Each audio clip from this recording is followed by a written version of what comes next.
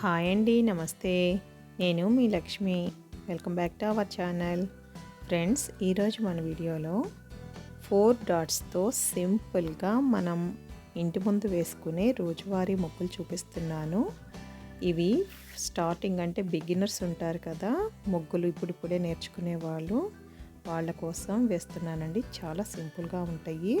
అలాగే ప్రతిరోజు మనం అపార్ట్మెంట్స్లో చిన్న ప్లేస్లో కూడా ఈ డైలీ వేర్ వేసుకోవడానికి చాలా బాగుంటాయి. చూడండి,